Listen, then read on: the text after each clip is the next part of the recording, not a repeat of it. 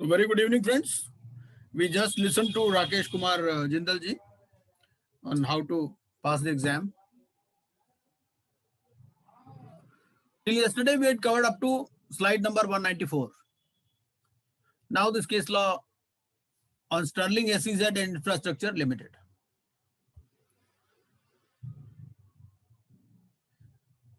This case law actually covered two sections, section 14, which talks of moratorium, and section 63, which says that no civil court or authority shall have jurisdiction to entertain any suit or proceeding in respect of any matter on which NCLT or NCLAT has jurisdiction under this code, civil code not to have jurisdiction. So these are the two sections basically which are covered under this Sterling SEZ and Infrastructure Limited case. The question here was whether the Enforcement Directorate, Prevention of Money Laundering Act, can be directed to release the provisional attachment or final if confirmed attachment on all the assets and properties of the company and hand over the charge to the RP. Because this question comes quite often in many cases, that in case Enforcement Directorate has attached any properties or it has provisionally attached any properties, then whether those assets or those properties are to be handed back over to the RP or ED can retain charge of such properties. So the answer in all probability is hand over to RP. So all the properties which are provisionally attached or finally confirmed attachment, it has to be handed over to the RP, and attachment order is a nullity and non-estate law because section 14 talks of moratorium, that no suit, no new suit can be filed and no proceeding can continue in respect of existing suits, except those which are in favor of the corporate debtor. Next case was in the matter of Aircel Limited. In this case, the question was whether the telecom license granted by the Department of Telecom to the applicant under Section 4 of the Indian Telegraph Act can be cancelled because the letter is under CIRP. The adjudicating authority observed that a resolution applicant would show interest in the business of the CD if it holds license. देखिए telecom की company है, अगर उसका telecom licence ही cancel हो जाए तो उस company में बचेगा क्या, कौन उस कंपनी को खरीदेगा, ठीक है. तो adjudicating authority observed that a resolution applicant would show interest in the business of the CD if it holds license. ठीक है, since no other valuable asset is available to the CD, no resolution applicant would show interest in its business revival. ठीक है, तो license is thus sine qua non for getting good resolution plan. ठीक है भाई, आपने resolution plan लाना है, resolution applicant लाना है, तो उसके लिए लाइसेंस तो एक प्री रिक्विजिट है ना. तो section 14(1)(d) of the code prohibits recovery of any property by an owner or lessor in possession of the CD. This prohibition is also applicable to DOT. So use of license spectrum is akin to essential goods or services without which the CD cannot run its telecom business. The adjudicating authority instructed the DOT not to make any attempt to cancel the CD's license. होता क्या है, कई बार ना मान लीजिए telecom regulatory authority से licence ले रखा है, उनके कुछ ड्यूज पेंडिंग है, तो ड्यूज के लिए वो क्या करते हैं, आपको एक रिवोकेशन का नोटिस दे देते हैं कि your licence will be revoked. ठीक है ना, तो ये कुछ वैसा ही केस है. उन्होंने कहा भाई आप कैंसिल मत कीजिए, रिवोक मत कीजिए. ठीक है, but in all such cases they से कि भाई करंट ड्यूज कोई है तो वो उनको आप दे दीजिए, पुराने वाले ड्यूज पेंडिंग रहेंगे. So anything which is essential goods or services or which is a critical input for business, that should not be cancelled. उसके अगेंस्ट में कोई भी एडवर्स एक्शन नहीं लेना चाहिए. This is the crux. Next is in the matter of GNB technologies India private limited. इस case में क्या था, CD filed an application under section 10. हमें पता है 10 क्या है, कॉर्पोरेट डेटर एप्लीकेशन फाइल करता है in case it has incurred default. ठीक है, अगर वॉलंटरी लिक्विडेशन है तो वो 59 में आती है, सेक्शन 59 में. अगर डिफॉल्ट है तो सेक्शन 10 में एप्लीकेशन आती है. Read with section 33 seeking CIRP oblique liquidation. It submitted that it did not have any operations in the past 5 years. ठीक है, लायबिलिटी इनकी इतनी करोड़ से and it did not have any assets. तो adjudicating authority directed liquidation of the CD without admission and appointment of IRP. तो adjudicating authority ने कहा भाई ऐसा है कि IRP क्या अपॉइंट करना है, इसमें डायरेक्ट लिक्विडेशन ही कर दो. ठीक है ना, एसेट्स कोई है नहीं, पिछले 5 साल में कोई ऑपरेशन नहीं हो रहा, लाइबिलिटी 42.89 करोड़ है, तो there is hardly any possibility of any resolution plan likely to be received during first stage of CIRP. भाई अगर हम सीआईआरपी शुरू भी कर देंगे तो भी कोई रेजोल्यूशन प्लान तो आना नहीं, and thus it would be just and proper to put the corporate applicant debtor under the liquidation process in order to liquidate the company rather than to put it in CIRP in the first instance। तो उन्होंने कहा भाई instead of first going in for CIRP, उसके बाद कोई plan नहीं आएगा, फिर आप लिक्विडेशन करोगे, तो डायरेक्ट लिक्विडेशन इन्होंने ऑर्डर कर दिया।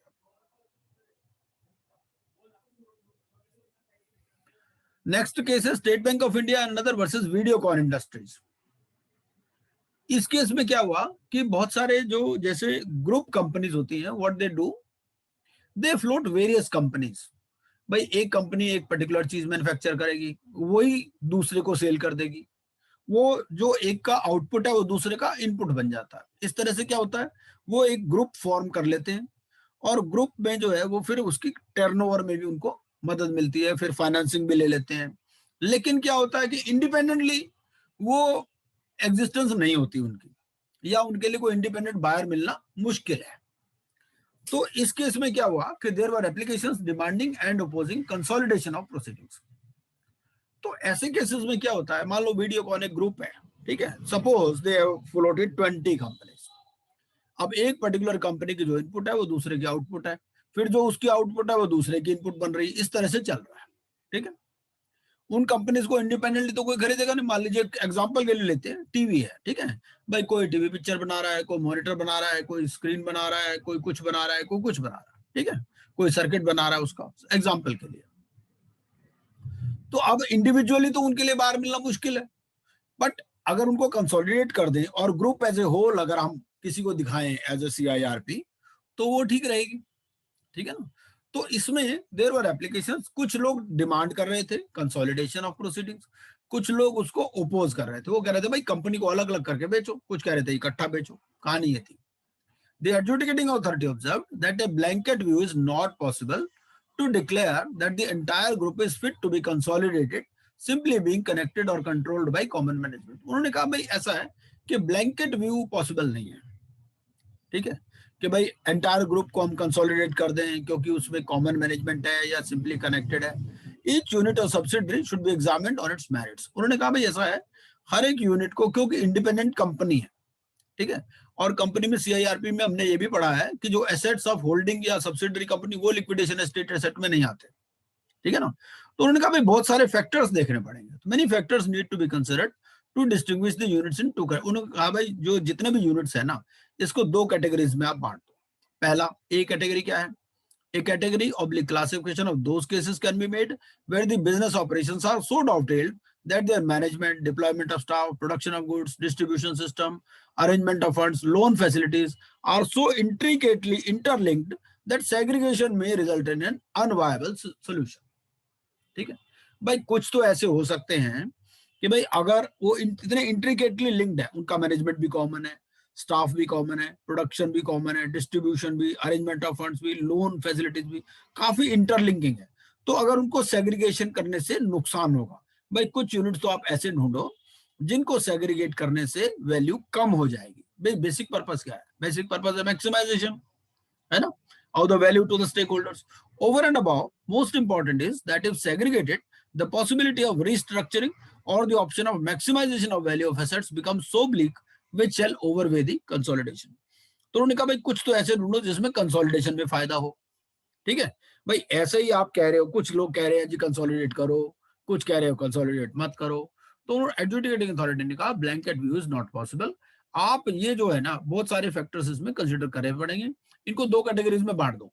पहले तो वो चीजें लाओ, पहले क्लासिफिकेशन उनका करो जिनका आपस में इंटरलिंकिंग ज्यादा है, ठीक है, और कंसोलिडेशन में फायदा है।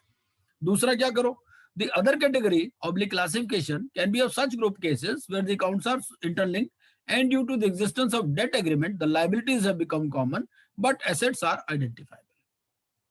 कुछ केस में क्या है कि एसेट्स जो है ना आपके इंडिविजुअल यूनिट्स वाइज आइडेंटिफाइबल है, ठीक है, लेकिन लाइबिलिटीज कॉमन है क्योंकि डेट एग्रीमेंट कॉमन है। Hence on segregation the independent structure of each unit shall survive which shall also result into viable, profitable restructuring proposals. ठीक है. Therefore, in this category of cases, although for the limited purpose of signing of certain documents through which loan facilities might have been commonly availed, but that can be segregated, so their assets and liabilities are identifiable separately, thus facilitating a good investor. भाई ultimate purpose तो एक investor ढूंढना है. ठीक है.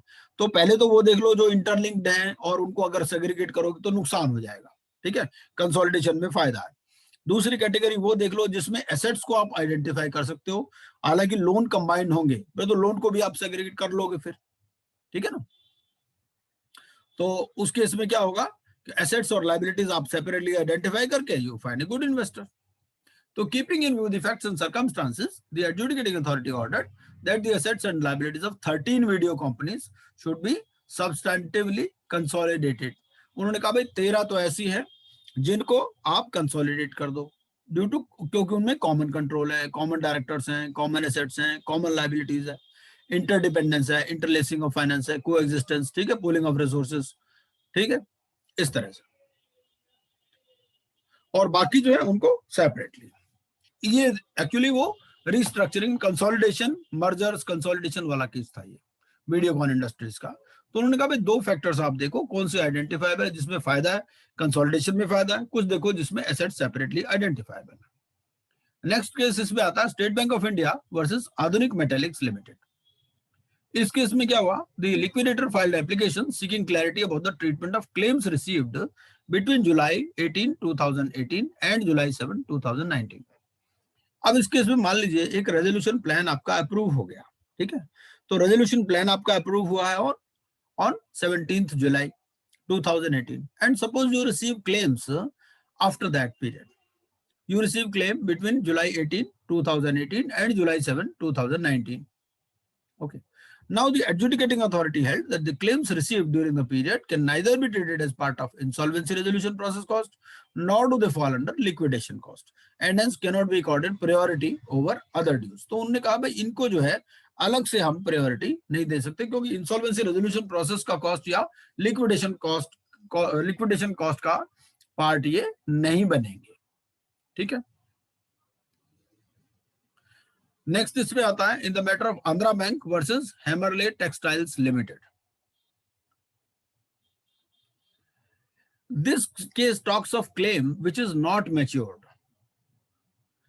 So this case says that claim which is not matured can still be accepted by resolution professional. कई बार क्या होता है कि claims ना mature नहीं होता. Claim mature क्यों नहीं होता? कई रीजन हो सकते हैं. एक रीजन तो ये है कि भाई अभी क्रिस्टलाइज ही नहीं हुआ क्लेम. ठीक है. तो NCLAT held that it is not, ये बाद में NCLAT में भी गया मैटर. तो NCLAT held that it is not necessary that all the claims submitted by the creditor should be a claim matured on the date of initiation of. भाई CIRP जब आपकी शुरू हुई तो जरूरी नहीं है कि सारे क्लेम्स मैच्योर्ड हों उस डेट को. ठीक है. क्योंकि क्लेम हम किसको मानते हैं, वो मानते हैं due and payable even in respect of debt which is due in future on its maturity. ठीक है. भाई कुछ ऐसे डेट हो सकते हैं जो फ्यूचर में ड्यू होंगे. The financial creditor or operational creditor or secured creditor or unsecured creditor can file such claim. ठीक है. भाई CIRP में जा रही है, इसकी दुकान बंद हो रही है तो क्लेम्स तो सारे लोग फाइल करेंगे ना, चाहे उनका क्लेम मैच्योर हुआ है चाहे नहीं हुआ है.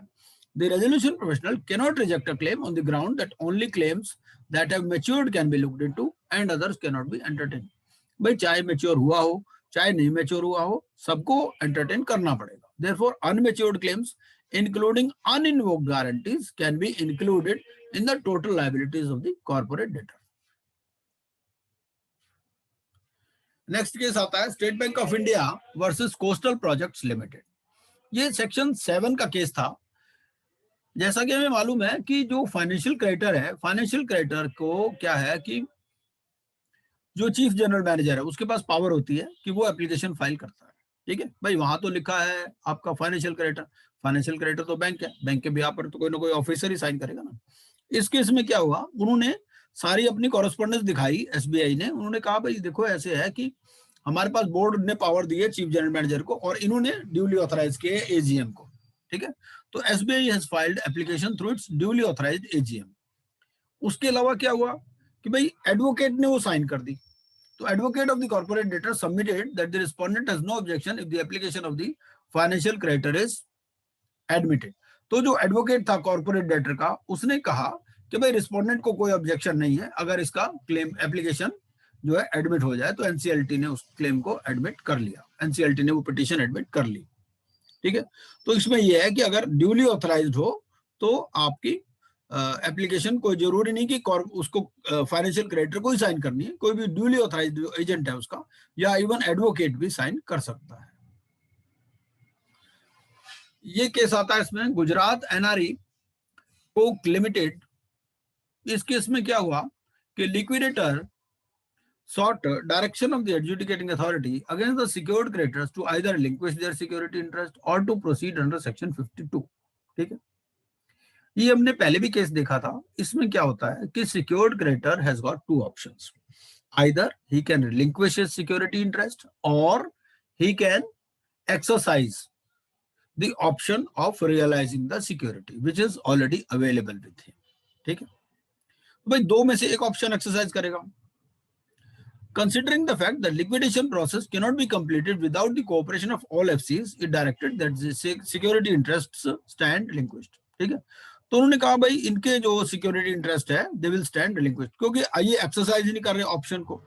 The liquidator sought direction of the adjudicating authority against the secured creditor to either relinquish their security interest और टू प्रोसीड अंडर सेक्शन 52। उन्होंने कहा भाई ऐसा है, लिक्विडेटर ने कहा भाई ऐसा है कि सिक्योर्ड क्रेडिटर मुझे तो रिस्पॉन्ड कर नहीं रहे, तो डायरेक्शन मांगी उन्होंने एडजुडिकेटिंग अथॉरिटी से कि भाई इनको कहो सिक्योर्ड क्रेडिटर को या तो अपना सिक्योरिटी इंटरेस्ट रिलिंक्विश करे या उसको प्रोसीड करे अंडर सेक्शन 52 में प्रोसीजर दिया हुआ है कि how secured creditor will proceed to exercise security. Considering the fact the liquidation process cannot be completed without the cooperation of all FCs, it directed that the security interests stand relinquished. ठीक है,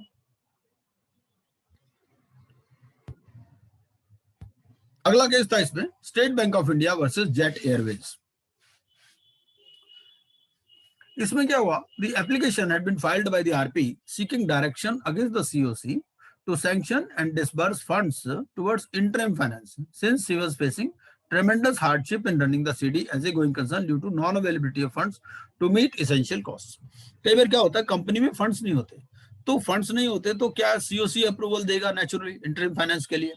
ठीक है ना, तो इस case में क्या हुआ कि कुछ सीओसी के मेंबर्स अप्रूव किया था उन्होंने, कुछ ने नहीं किया था। भाई क्या होता है कि मेंबर्स को फंड लाना पड़ता है जो फाइनेंशियल क्रेडिटर्स हैं। The application had been filed by the RP seeking direction against the COC to sanction and disburse funds towards interim finance since he was facing tremendous hardship in running the CD as a going concern due to non-availability of funds to meet essential costs। उन्होंने कहा भाई ऐसा है मैं इसको as a going concern कैसे चलाऊंगा, ठीक है, फंड्स ही नहीं है मेरे पास। Adjudicating authority held it is pertinent to mention that the resolution professional is duty bound to maintain corporate debtor as a going concern। ठीक है, COC ने अप्रूव कर दिया है, CSC has approved to arrangement of interim finance of 63 crores। ठीक है, लेकिन कुछ members of the COC they have not yet sanctioned interim finance। In this circumstance we have passed an order that the members of the COC who have sanctioned interim finance they should make an available fund to the corporate debtor immediately। ठीक है, वो कहा भाई आपने sanction तो कर दिया, आप पैसे भी तो दे दो उसको। ठीक है, they should make an available fund to the corporate debtor immediately and we further direct the other members of the COC to sanction and make the payment within 15 days to those persons। ठीक है, तो interim finance के ऊपर case था।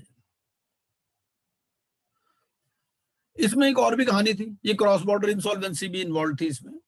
तो इस case में हुआ क्या कि jet Airways versus state Bank of India CIRP proceedings in both India and Netherlands were being conducted simultaneously against jet Airways. वहां पर भी इसकी जो है प्रोसीडिंग्स चल रही थी। In this case the NCLT held that the Dutch trustee holds the same positions as that of the resolution professional in India. ठीक है, thus after getting a guarantee from the Dutch counterpart that it won't interfere with the CIRP in India, the NCLT allowed Dutch trustee to attend the committee of creditors meetings in India। तो उन्होंने कहा जो Dutch trustee है उसको भी allow कर दिया कि भाई आप भी जो है कमेटी सीओसी की मीटिंग्स आप भी अटेंड कर सकते हो। ठीक है,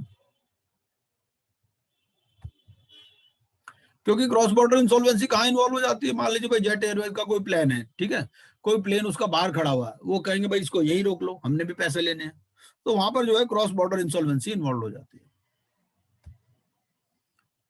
नेक्स्ट केस इसमें आता है in the matter of Kiran global chem limited. इसमें क्या हुआ, the RP sought permission to have access to GST portal account to file GST returns during CIRP and to pay the net GST liability from the rate of commencement of CIRP till its completion। ठीक है भाई, हमें मालूम है कि जब ये शुरू होती है CIRP, उससे पहले के ड्यूज को सेपरेट कर दिया जाता है, बाद के ड्यूज को सेपरेट कर दिया जाता है। जो करंट ड्यूज होते हैं उनकी इमीडिएट पेमेंट होती रहती है, जो CIRP तक के हैं वो 53 के हिसाब से जब पैसा आता है तो वो डिस्ट्रीब्यूट होता है। ठीक है, अब इसमें RP sought permission to have access to GST portal. उन्होंने कहा भाई जो जीएसटी पोर्टल है वो हमें अलाउ नहीं करता नेट लायबिलिटी की पेमेंट के लिए। जीएसटी पोर्टल कहता है भाई पहले पुराने वाले की पेमेंट करो। ठीक है, तो adjudicating authority observe that the tax authority can not raise an objection saying since no provision has been made in GST और in its software to accept such account. उन्होंने कहा भाई आप कह रहे हो कि जी हमारे सॉफ्टवेयर में ऐसा कोई प्रोविजन नहीं है। ठीक है ना, तो business happening in the market after initiation of CIRP through debtor company will come to standstill. आप कहते हो भाई सारा पैसा हमें दो शुरू से, तो उसका बिजनेस ही बंद हो जाएगा। ठीक है ना, in such situation no company under CIRP can function as a going concern. तो कोई भी जो कंपनी सीआईआरपी में आएगी वो तो गोइंग कंसर्न तो चल ही नहीं सकती फिर। इट डायरेक्ट उन्होंने कहा भाई आप अलाउ करो सीडी को to have access to its GST net portal account. ठीक है, and permit the RP to file GST returns of the CD generated after commencement of CIRP without insisting upon payment of past dues. उन्होंने कहा भाई past को अभी आप भूल जाओ, अभी आप करंट ड्यूज ले लो। आप ये मत कहो कि हमारा पोर्टल अलाउ नहीं करता, आप उसको अलाउ करो। इंडस बायोटेक, इंडस बायोटेक में क्या था, इन this case Kotak India venture fund financial creditor filed a petition under section 7 for seeking initiation of CIRP against Indus Biotech Private Limited. तो Kotak India while filing the petition claimed that debtor was not able to redeem optionally convertible redeemable preference shares। ठीक है, तो OCRPS उन्होंने कहा, इन्होंने petition में claim किया section 7 वाली एप्लीकेशन में कि ये जो डेटर है it was not able to redeem optionally convertible redeemable preference shares amounting to इतने crore as per clause provided in the share subscription and shareholders agreement. Now, before the application under Section 7 could be decided, Indus filed an interim application under Section 8 of the Arbitration Act.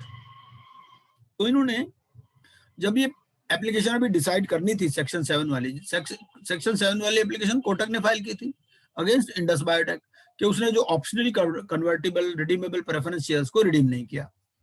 तो Indus ने एक interim application file कर दी under section 8 of the arbitration act before the NCLT seeking कि ये जो application है जो 7 में फाइल की है it should be dismissed because of the existence of N arbitration. भाई हमारे बीच में आर्बिट्रेशन एग्रीमेंट है।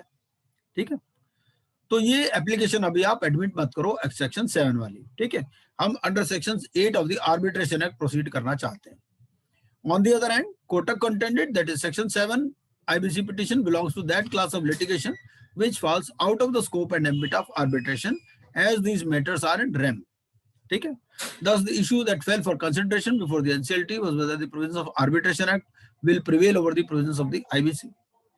So NCLT Mumbai bench had refused to admit an application under section 7 of the IBC on ground that there existed an arbitration agreement between the parties.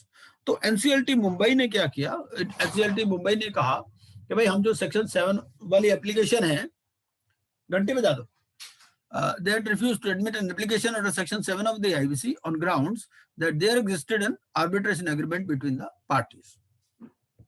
While the decision of the NCLT was correct for reasons other than the ones given by NCLT, the Arbitration Act cannot prevail over IBC. अच्छा,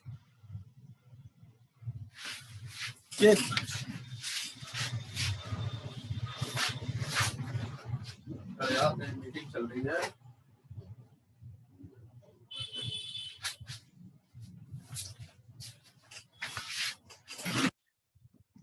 तो इस case में क्या हुआ, Indus biotech private limited versus Kotak India. The applicant कौन है इसमें, Indus biotech. It filed an interlocutory application before the adjudicating authority praying to refer the parties to arbitration for settling their disputes. ठीक है, क्योंकि सेक्शन 7 वाली एप्लीकेशन कोटक ने फाइल कर दी थी। CD had failed to redeem the optionally convertible redeemable preference shares in terms of the share subscription and shareholder agreement. तो वो जो उनका शेयर सब्सक्रिप्शन जो शेयर होल्डर एग्रीमेंट था उसमें एक आर्बिट्रेशन क्लॉज थी। तो NCLT observed that this is the subject matter underlying the application involves valuation of shares and fixing of qualified initial public offering date, which are arbitrable. An attempt must be made to reconcile the differences between the parties via arbitration. उन्होंने कहा भाई ऐसा है कि आपका जो matter है उसमें एक तो ये है कि जो शेयर होल्डर्स जो शेयर सब्सक्रिप्शन और जो शेयर होल्डर एग्रीमेंट है उसमें आर्बिट्रेशन क्लॉज है। फिर आपका मैटर ऐसा है, सब्जेक्ट मैटर ऐसा है जिसमें वैल्यूएशन ऑफ शेयर्स इन्वॉल्व है और fixing of qualified initial public offering date involve है, विच आर आर्बिट्रेबल मैटर्स। तो पहले आप आर्बिट्रेशन के थ्रू इसको मैटर को रिजॉल्व कर दो, ठीक है ना। तो while allowing the application, it held that admitting the CD into CIRP would unnecessarily push an otherwise solvent debt-free company into insolvency, which is undesirable. तो उन्होंने कहा भाई ऐसा है, अगर हम इसकी CIRP एडमिट कर लेंगे तो बेकार में ये इंसॉल्वेंसी में चली जाएगी, अदरवाइज वैसे डेट फ्री कंपनी है, अदरवाइज सॉल्वेंट कंपनी है। तो उन्होंने कहा you first approach through arbitration mechanism, अगर वो नहीं होगा तो फिर सेक्शन 7 के लिए तो हम बैठेंगे। नेक्स्ट केस इसमें आता है टैक्स रिकवरी ऑफिसर एंड नदर। इसमें क्या हुआ कि liquidator filed an application to unfreeze the accounts of the CD that were attached by the recovery officer, ठीक है। इनकम टैक्स ने क्या कहा, income tax department submitted that the income tax proceedings have an overriding effect against other enactments and money attached by it is no longer end. उन्होंने कहा भाई ऐसा है कि हमने तो इसका बैंक अकाउंट फ्रीज कर रखा है। तो कई बार आपको भी मालूम होगा क्या होता है कि अगर डिमांड पेंडिंग हो और जो एसएससी पेमेंट ना करे तो इनकम टैक्स डिपार्टमेंट क्या करता है, बैंक को लिख देता है, बैंक लिख करके और उनका अकाउंट सीज कर देता है। इसमें इनकम टैक्स ने कहा कि भाई ये पैसा तो हमारे पास आ चुका ऑलरेडी, ठीक है ना, तो जो मनी अटैच्ड है it is no longer an asset of the CD, ठीक है। The liquidator submitted that the income tax department had filed its claims against the CD and the same would be considered for distribute. उन्होंने कहा भाई ऐसा income tax department ने अपना claim file किया हुआ है, ठीक है, और उसको हम 53 में कंसीडर करेंगे। Adjudicating authority held that the monies of the CD in its bank accounts should be construed as an asset of the CD. उन्होंने कहा कि भाई चाहे उसके अगेंस्ट में जो बैंक अकाउंट फ्रीज हो गया है, चाहे उसके अगेंस्ट में अटैचमेंट ऑर्डर पास हो गया है, तभी भी वो एसेट है कॉर्पोरेट डेटर का ही। It noted that section 178 of the Income Tax Act has been amended to allow the IBC to have an overriding effect, ठीक है। It directed the bank to unfreeze the accounts and release the amounts of the CD within 30 days. उन्होंने कहा bank को कि भैया जो income tax के कहने पे आपने इसका अकाउंट फ्रीज किया हुआ, इसको आप अनफ्रीज करो और अमाउंट रिलीज करो कॉर्पोरेट डेटर को विदिन 30 डेज। ये केस था।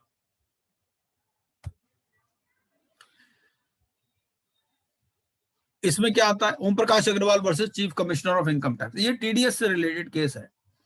तो liquidator filed an application seeking direction against the successful bidder and the income tax authority not to deduct tax deducted at source, ठीक है। भाई लिक्विडेशन में क्या होता है, लिक्विडेशन में आप लोग मान लो प्रॉपर्टी बेची, आपने जब प्रॉपर्टी बेची जिसको, तो वो क्या करेगा, वो टीडीएस काटेगा, ठीक है, क्योंकि वो जब जो बायर होता है जब वो सेलर को पैसे देता है तो टीडीएस काट करके ही देता है, ठीक है ना। तो liquidator filed an application seeking direction against the successful bidder and the income tax authority not to deduct tax deducted at source from the sale of assets made in favour of the bidder on the ground that tax dues cannot be collected by the government in priority to the waterfall mechanism under section 53. उन्होंने कहा भाई ऐसा है, ये assets हमने बेचे हैं, इसमें से पहले ही आप टीडीएस काट रहे हो, तो टीडीएस मत काटो आप, ठीक है ना। आपको आप 150 सेक्शन 53 के थ्रू आना, वाटरफॉल मैकेनिज्म में आपको पैसे मिल जाएंगे, ठीक है। And section 238 it has an overriding effect upon other enactments. तो एडजुडिकेटिंग अथॉरिटी ने क्या कहा, एडजुडिकेटिंग अथॉरिटी ऑब्जर्व्ड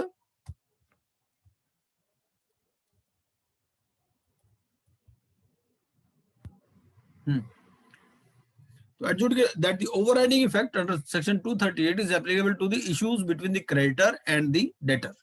उन्होंने कहा ये जो 238 का जो नॉन ऑब्स्टेंटे क्लॉज है, it is applicable to issues between the creditor and the debtor but not to tax deducted source deduction, लेकिन वो टीडीएस पर अप्लाई नहीं होता, ठीक है।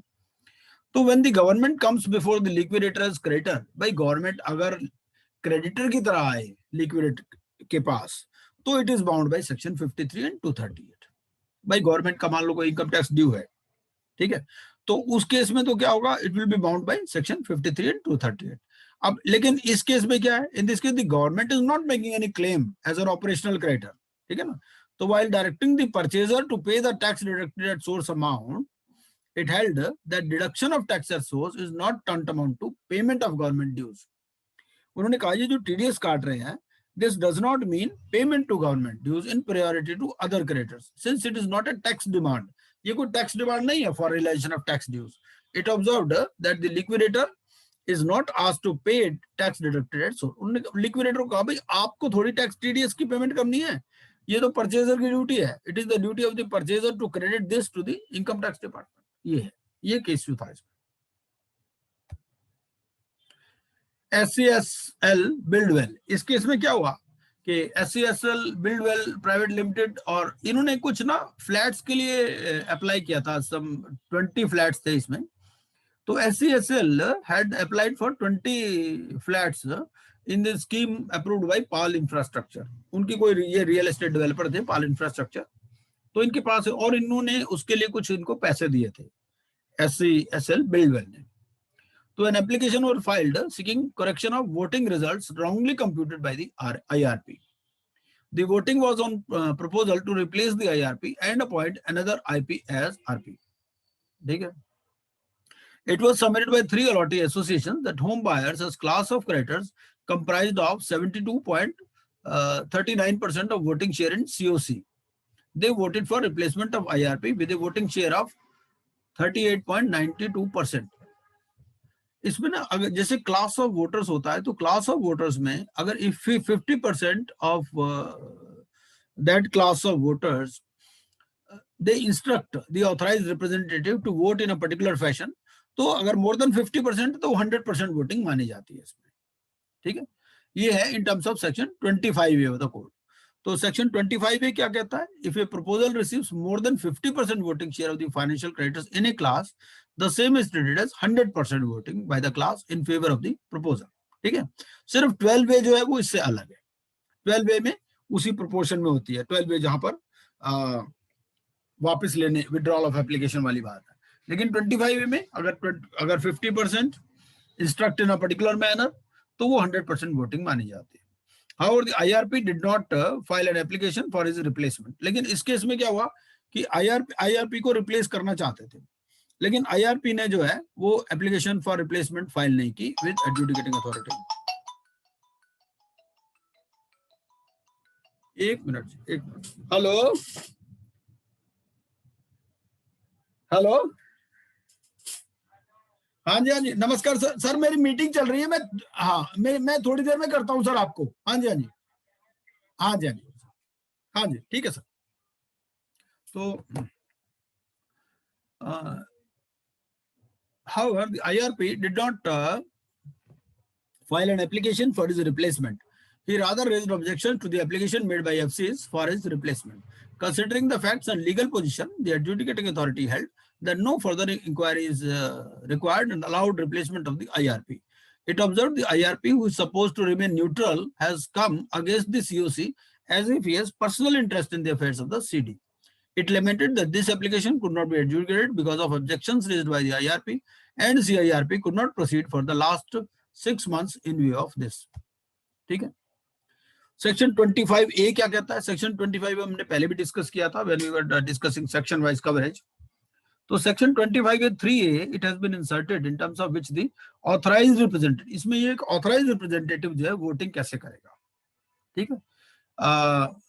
It has been inserted in terms of which the authorized representative should cast his vote in the committee of creditors on behalf of the financial creditors that he represents in accordance with the decision of majority. ठीक है, identified as exceeding 50% present and voting. The amendment applies only to authorized representatives appointed under section 21(6)A. ठीक है. अब इसमें क्या change हुआ? पहले क्या होता था? जब ये चेंज आने से पहले, इस चेंज आने से पहले प्रोविजन ये था कि वो जैसे जैसे उनकी इंस्ट्रक्शन होती थी उस हिसाब से वोटिंग करता था. अब क्या हो गया? अब हो गया कि 50% से ज्यादा तो 100% मान ली जाएगी. तो this amendment brings about a change from the earlier requirement wherein the authorized representative should cast his vote in the COC based on the individual instructions received from such creditors he represents. The earlier requirement also required the authorized representative to abstain from voting in case he does not receive any instruction from a creditor. तो पहले ये था कि भाई अगर उसको जो creditor है जिसका वो ऑथराइज्ड रिप्रेजेंटेटिव है, अगर वो उसको कह देता था कि भाई उसको कोई अगर इंस्ट्रक्शन नहीं मिली तो he was required to abstain from voting. ठीक है, तो पहले ऐसे वोटिंग होती थी। अब क्या हो गया, while the amendment is to address the issue experienced in one real estate company's case, it is not clear whether this would be a solution or a problem. All stressed companies are not the same. For example, there could be a scenario, ठीक है ना।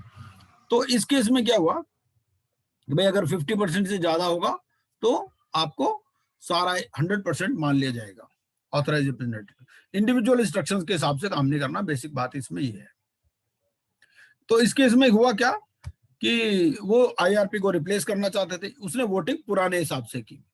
ठीक है, और section 25 ये कहता है कि भाई जो अब मेजोरिटी के हिसाब से वोट करनी है, अगर मेजोरिटी कहती है तो उसको 100% वोटिंग मानी जाएगी। तो आईआरपी को रिप्लेस करने का मैटर था जिस पर ये वोटिंग होनी थी। ठीक है ना, ये है। और इनका जो होम बायर्स का क्लास ये था, ये 72% था। ठीक है ना, वोटिंग शेयर इनका वैसे 38.9%, 38.92% था। ठीक है, लेकिन अगर एज ए क्लास उनको मान लिया जाए तो 72.39% था, अगर उनको अमाउंट को 100% मान लिया जाए तो।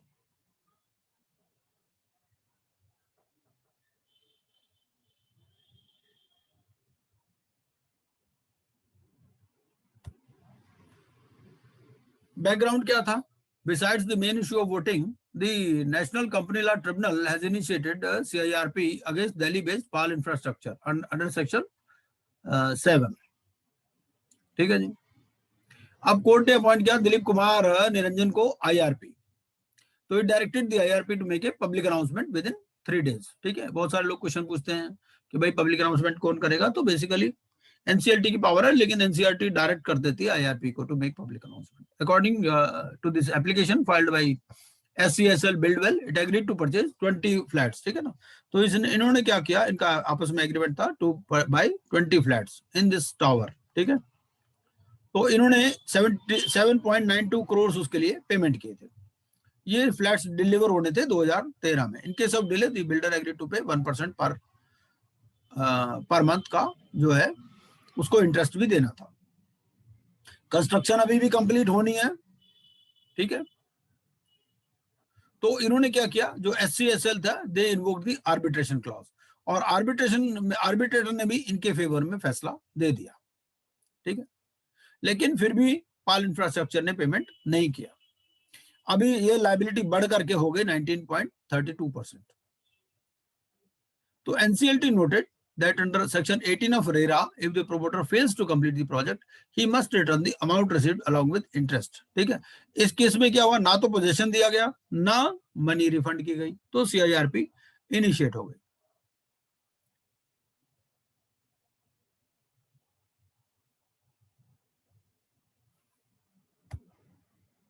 अगला केस देखते हैं, ओम बोसेको रेल प्रोडक्ट्स लिमिटेड। इस केस में क्या हुआ था, the operational creditor filed an application for initiation of CIRP। CD contested that the application on the ground that the threshold amount है, it has been raised to 1 crore। क्योंकि हमें मालूम है कि 24 मार्च को एक नोटिफिकेशन आया था जिसमें इस अमाउंट को, पहले it was earlier 1 lakh, now it has been raised to 1 crore. तो adjudicating authority observed that it is a well settled law that a statute is presumed to be prospective unless it has been held to be retrospective, either expressly or by implication.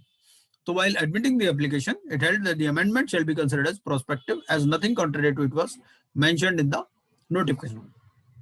तो ये 24 मार्च को notification आया था जिसमें amount जो है बढ़ा करके 1 करोड़ कर दिया 1 लाख से। क्वेश्चन इसमें ये था कि ये प्रोस्पेक्टिव है या रिट्रोस्पेक्टिव है। तो एनसीएलटी ने कहा भाई नॉर्मली जो है वो प्रोस्पेक्टिव माना जाता है। इसमें एक आर्टिकल भी है, वो आर्टिकल क्या कहता है, इस आर्टिकल में पूरा ना डेट वाइज उन्होंने समझाया है, तो मैंने इस आर्टिकल को पूरा का पूरा रिप्रोड्यूस कर दिया है।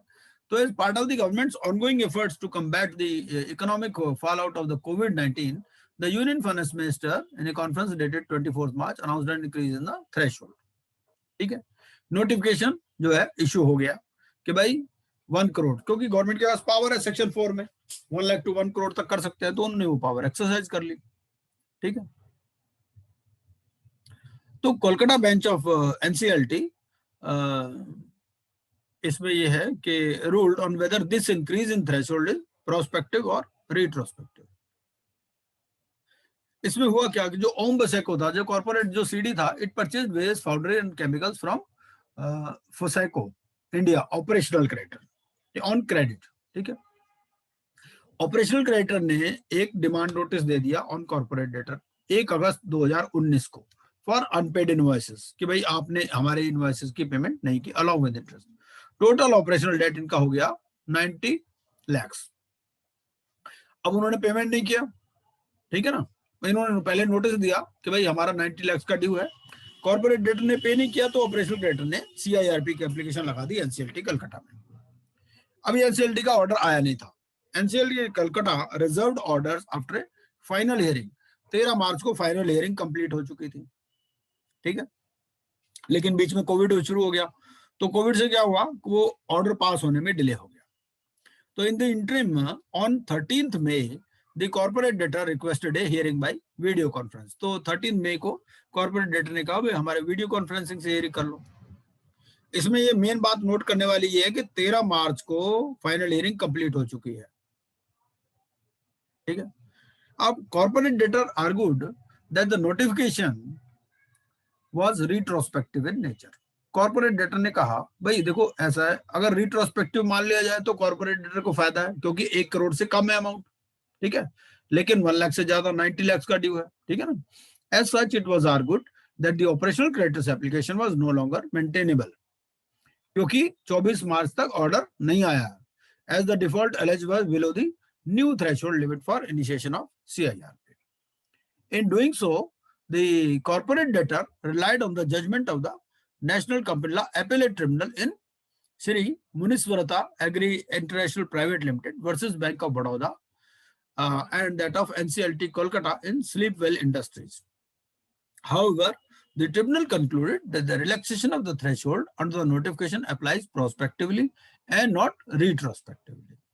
In arriving at this finding, the tribunal relied primarily on the presumption of statutes being prospective unless found to be retrospective either expressly or by necessary implication. The tribunal also found that the two above mentioned judgments to be inapplicable to the facts of the present case. In particular, the finding in Sleepwell Industries that the amendment to section 10(3) of the code was retrospective in nature was found to be inapplicable to the said notification. Okay? The tribunal has taken a clear and categorical view that the increase in threshold is prospective. That is only for applications for CIRP filed after the notification. इस case में क्या हुआ है, application आपकी पहले file हो चुकी है, इवन हियरिंग भी कंप्लीट हो चुकी है, ऑर्डर भी रिजर्व हो चुका है. Given that the notification was issued early on in the onset of the COVID-19 crisis in India, coinciding with the announcement of the first lockdown, it is likely that applications that had already been filed by this date were for defaults unconnected with COVID-19. उन्होंने कहा भाई Covid आने से पहले जो application file हो चुकी हैं, ठीक है, तो consequently the tribunal's finding may also be consistent with the apparent intent of the measure, that is to extend relief for defaults caused by or related to the COVID-19 crisis. उन्होंने कहा भाई इस जो क्राइसिस आया है, इस जो notification आया, ये कोविड-19 की वजह से आया, तो इसका पर्पस क्या था, इसका पर्पस ये था कि टू प्रोवाइड रिलीफ, ठीक है, लेकिन जो एप्लीकेशन पहले ही फाइल हो चुकी हैं तो दे वर अनकनेक्टेड विद कोविड-19, ठीक है ना. However, increasing the default threshold for initiation of CIRP had long been discussed and even recommended in the February 2020 report of the Insolvency Law Committee as a measure to reduce the number of CIRP applications and to prevent the IBC from being used as a mere recovery mechanism of first resort. It is possible that the other courts tribunals deciding the retrospectivity of the notification may take this intent into account, which predates the COVID-19 crisis. Further, subsequent developments have greatly modified the scope and applicability of the notification. अब ये जो ordinance आया, it was promulgated on 5th June 2020, whereby the initiation of fresh proceedings. अब इन्होंने क्या किया, जो fresh proceedings को सस्पेंड कर दिया अंडर सेक्शन 7, 9 एंड 10. 10A आया था, आपको मालूम है, ठीक है ना, जब हम लोग अमेंडमेंट पढ़ रहे थे तो वहां सेक्शन 10A आया था. तो इसमें ये कहा कि the initiation of fresh proceedings under section 7, 9 and 10 of the IBC has been suspended for a period of 6 months. बाद में उसको 6 months और एक्सटेंड कर दिया था फॉर डिफॉल्ट्स अराइजिंग ऑन और after 25th March 2020. The ordinance also introduces a proviso to clarify that no application shall ever be filed under the IBC for defaults during the suspension period. तो जो 25 मार्च से लेकर के 1 year का जो period है उसके बीच में अगर कोई डिफॉल्ट भी होगा तो उनकी एप्लीकेशन कभी भी फाइल नहीं होगी। ठीक है, तो अब 3 तरह की एप्लीकेशन हो गई। एक तो हो गई जो 24 मार्च तक फाइल हो चुकी है, जो 24 मार्च तक फाइल हो चुकी है वो कहते हैं भाई कोविड से उसका कोई मतलब नहीं है। ठीक है, तो उसमें तो वो 1 लाख ही चलेगा, जैसे इस केस में 90 लाख था। ठीक है, 25 मार्च से 1 साल का वैसे ही सस्पेंशन पीरियड हो गया। 25 मार्च से लेकर 25 मार्च 2020 से 24 मार्च 2021 तक कोई भी एप्लीकेशन कभी भी फाइल नहीं हो सकती उस पीरियड में जो डिफॉल्ट होगा, जो सस्पेंशन पीरियड है 1 ईयर का। ठीक है, और इसके बाद में तो फिर जो 1 करोड़ का लिमिट आ ही गया।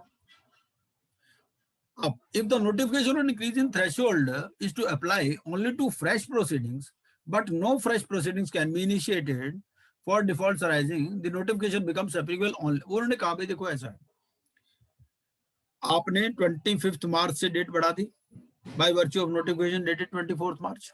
ठीक है, ये सिर्फ नई प्रोसीडिंग्स पर अप्लाई होगा। नई प्रोसीडिंग 1 साल तक चल नहीं सकती। ठीक है ना, तो किस पर लगेगा? ये लगेगा अगर default has arisen on 24 March 2020 but not thereafter. ठीक है, और the default has arisen prior to 24 March. तो या तो 24 मार्च को डिफॉल्ट हो गया हो या उससे पहले हो गया हो, लेकिन एप्लीकेशन फाइल हुई हो बाद में, ऑन और आफ्टर दिस डेट। ठीक है, तो आपको डिफॉल्ट से जज करना पड़ेगा। अगर 24 मार्च या उससे पहले डिफॉल्ट हो चुका है, भाई नई तो लग ही नहीं सकती एप्लीकेशन। 25 मार्च को तो कोई डिफॉल्ट हो भी जाए तो भी एप्लीकेशन नहीं लगेगी, 1 साल का तो सस्पेंशन पीरियड वैसे ही है। लेकिन इन बीच में एप्लीकेशन फाइल हो सकती है 25 मार्च ऑनवर्ड्स। वो किस डिफॉल्ट के लिए हो सकती है? जो 24 मार्च तक हो चुका है। ठीक है, it appears that there should be a default outstanding sum of INR 1 crore as on 24 March to initiate CIRP against a corporate debtor during the suspension period. तो अगर आपने सस्पेंशन पीरियड में कोई नई लाना चाहते हो CIRP, उसके लिए 1 करोड़। ठीक है, further the increase in threshold will also come into play after the end of the, जब ये 1 साल का पीरियड खत्म हो जाएगा उसके बाद में this will again come into play. The proviso to the newly introduced section 10A of the IBC suggests that defaults occurring during the 6-month suspension period cannot be considered while filing an application for। ठीक है, तो अब combined reading क्या हो गया? combined reading में ये हो गया, it would require the default post lifting of the suspension or possibly the combined default pre 24th March 2020 and post lifting of suspension to amount to 1 crore or greater। ठीक है, तो आपने अगर 24 मार्च से पहले वाले केसेस के लिए एप्लीकेशन फाइल करनी है या जो पोस्ट लिफ्टिंग ऑफ सस्पेंशन पास कर एप्लीकेशन फाइल करनी है, तो उस केस में 1 करोड़ माना जाएगा। ठीक है, तो this represents a clear policy decision by the government to make the harsh and irreversible provisions of the IBC permanently inapplicable to defaults arising during the कोविड-19 पेंडेमिक। ठीक है, तो दैट इज फ्रॉम ऑन और after 24 March to the lifting of the suspension. तो इस article में बड़ा clearly उसने सारी बात समझाई है, तो मैंने इसलिए पूरा आर्टिकल ही रिप्रोड्यूस इसमें कर दिया है। नेक्स्ट केस इसमें आता है Harish P versus Chemizol Additives Private Limited. ठीक है, इस केस में क्या हुआ कि mister Harish P versus Chemizol Additives Private Limited, application file हुई थी सेक्शन 9 में। It was filed against the employer on the ground of failure of payment of the employment dues.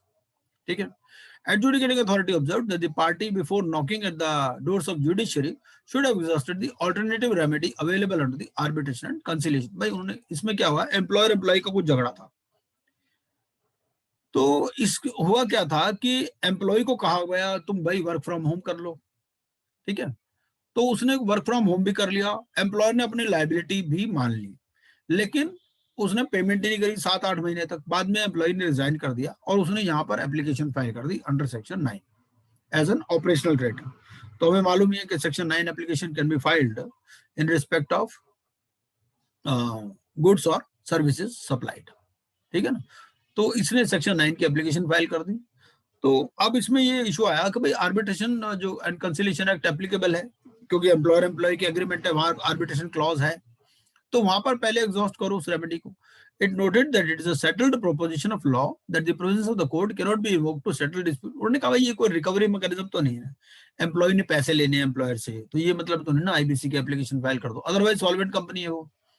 तो while declining to admit the application, the adjudicating authority directed the CD to settle the issue amicably. उन्होंने company को भी कहा भाई इसको amicably settle कर लो ना, तब तक नहीं तो फिर हमें एक्सेप्ट करनी पड़ेगी application. Failing which the applicant is at liberty to invoke the arbitration clause and to invoke appropriate remedy if it is aggrieved by the outcome of arbitration. अगर arbitration में भी नहीं होता तो यहाँ आ जाना फिर.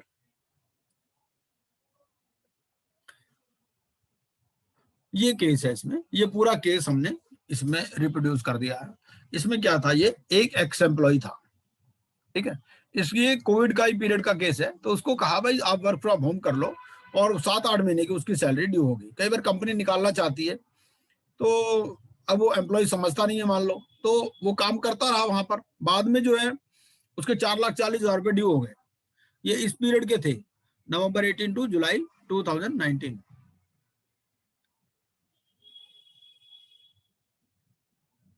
तो इसमें ये कहा भाई पहले आप जो है आर्बिट्रेशन क्लॉज को वो एग्जॉस्ट करो, उसके बाद में फिर यहां आना, ठीक है, क्योंकि ये कोई रिकवरी मैकेनिज्म नहीं है. अब उन्होंने देखा भाई कंपनी की टर्नओवर भी अच्छी है, उसका प्रॉफिट भी है, तो सॉल्वेंट कंपनी है ना. तो respondent company prima facie appears to be solvent company. तो सॉल्वेंट कंपनी को बेकार में तो आईबीसी में नहीं घसीटना चाहते ना वो, कि भाई आर्बिट्रेशन में देख लो, आर्बिट्रेशन में अगर नहीं सेटिस्फाइड हो गए तो यहाँ पर आ जाना, फिर कोई दिक्कत नहीं. तो अल्टीमेटली क्या कहा, respondent is directed to settle the issue amicably, failing which the petitioner is at liberty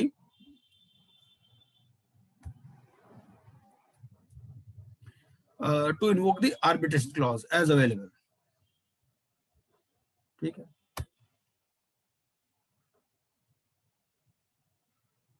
अब इसमें ये है कि जो अगर आप हम वैसे देखें ना सेक्शन 9 को, तो सेक्शन 9 में क्या लिखा है कि रिजेक्ट कब हो सकती है. देखो इसमें ये अल्टीमेट इफेक्ट क्या हुआ, अल्टीमेट इफेक्ट तो ये हुआ ना कि सेक्शन 9 की एप्लीकेशन रिजेक्ट कर दी एनसीएलटी ने, ठीक है ना.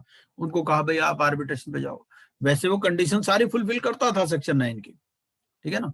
इस केस में क्या हुआ, रिजेक्शन कब हो सकता है, जब एप्लीकेशन इनकम्प्लीट हो, या there has been payment of the unpaid operational debt, ठीक है, या creditor has not delivered the invoice, इस तरह से. लेकिन इसमें यह है कि कई बार ना एडजुडिकेटिंग अथॉरिटी उन चीजों को भी देखती है, क्योंकि basic objective of the code क्या है, basic objective of the code है टू, ये बेनिफिशियल लेजिस्लेशन है बेसिकली कॉर्पोरेट डेटर के लिए, it is not a recovery mechanism. तो जहां तक कॉर्पोरेट डेटर की हेल्प करने की बात होती है तो adjudicating authority comes to its rescue कभी भी, ठीक है जी. अगला केस था इसमें भारतीय डिफेंस का. तो भारतीय डिफेंस में क्या हुआ कि जो एनसीएलटी था, NCLT had ordered liquidation of the company after rejecting the resolution plans submitted by Edelweiss asset reconstruction company, ठीक है.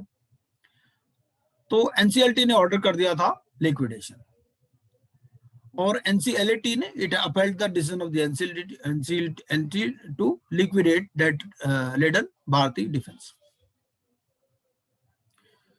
इसमें गोइंग कंसर्न के कॉन्सेप्ट की बात थी. The NCLT while upholding the NCLT's decision said the company should be classified as a going concern. उन्होंने कहा भाई इसको एज ए गोइंग कंसर्न भी आप बेचो, पीसमील में मत बेचो, क्योंकि एक तो ये है कि भाई ये डिफेंस रिलेटेड प्रोजेक्ट है. तो डिफेंस रिलेटेड प्रोजेक्ट है, तो इसमें क्या है कि आप इसको एज ए गोइंग कंसर्न बेचोगे तो for the security of the nation भी इंपॉर्टेंट है, ठीक है ना. In accounting parlance, a going concern means a company can continue to operate. There are more than 850 employees on the rolls of what was once India's second biggest private shipyard, with a much sought after license from the government to build warships. ठीक है, तो ये warships बनाते थे.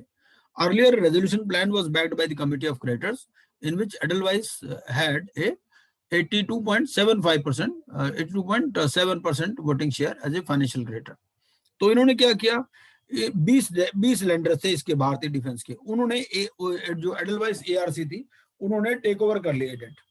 6200 करोड़ रुपए के date जो है उन्होंने 1800 करोड़ रुपए में खरीद लिए. एनसीएलटी ने कहा, एनसीएलटी को डाउट था जो एडलवाइस जो रिकंस्ट्रक्शन है वो इस प्लान को कर पाएगी या नहीं, ठीक है ना. क्योंकि उन्होंने कहा भाई resolution applicant has not given a practical and viable plan to manage the affairs of the corporate data. ठीक है. The plan contains a lot of uncertainties, a lot of speculation. और जो पब्लिक शेयर होल्डिंग है in the company, it would be reduce to mere 2% from the current substantial level of approximately 60%. उसने कहा कि ये जो रेजोल्यूशन प्लान है, इससे जो पब्लिक की शेयर होल्डिंग है ये 2% रह जाएगी, अभी 60% है. और इनका कोई जो प्लान दिया है इन्होंने, ये कोई प्रैक्टिकल या वायबल प्लान नहीं लग रहा. ठीक है ना, बहुत सारी अनसर्टेनिटीज हैं, बहुत सारे स्पेकुलेशन है इसमें. तो उन्होंने लिक्विडेशन जो है ऑर्डर कर दिया. NCLT order was challenged on the ground that liquidation order has been passed with material irregularity due to fraud committed by the resolution professional. तो वाइल, लेकिन एनसीएलटी ने कहा, एनसीएलटी ने it upheld the judgment of the NCLT.